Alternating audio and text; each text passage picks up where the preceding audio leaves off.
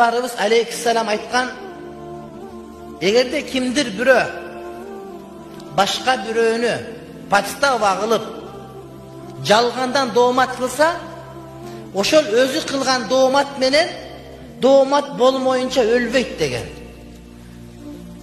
Эгерде сиз бирөөнү сойку дедиңизби, сизди элдер сойку деп айтмайынча өлбөйсүз.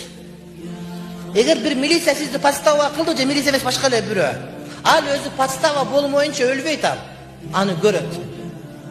Пайгамбар өзү айткан муну, осуятында келет. Мен андай өз башыма өткөрдүм, урматтуу бир тууганым.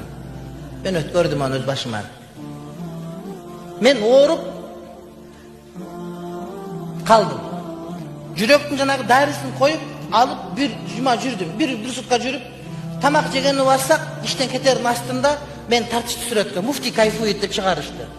Чубага жоорубай тамак жеп ичинде жанагы аппаратың бар, ооруп атам. Мен ойлодум, ушуну ким кылса бул билинет баары бир. 2 жылдан өтпөй билинди. Менди камерага тарткандар өздөрү камерага тартылып, 1000 эсе абийир ачылган абалда аны Кудайым көрсөттү. Аны Кудай көрсөтөт.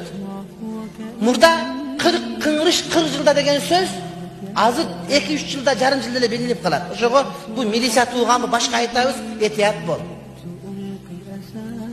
Өзүң подстава болуп сени жаманыраак болуп калат, урматтуу бир тууганым. Ошон үчүн бул адамдар коркуш керек мындан. Кудайдан коркпосоң да өзүң шарманда болгондон корк. Сен барып бирөөнүн хатынына барып зына кыласың. Бирөөнүн кызы менен сүйлөшөсүң, сенин хатының да кур калбайт, аны билип кой. Ал хатының жаман болгон үчүн эмес, сен жаман болгон үчүн. Сен жаман болгон үчүн. Бирөөнүкү нурдайсың, Кудайым сеники нурдатып коет. Шундай салынуу кашыкта 1 миллиметр бияк жылып кетпейт да. Сен ойлойсуң, Кудайны алдап кой. Кудай сен аны бетер алдап кой, доңой эле. Сен кыйтырлык кылдың дейсиң.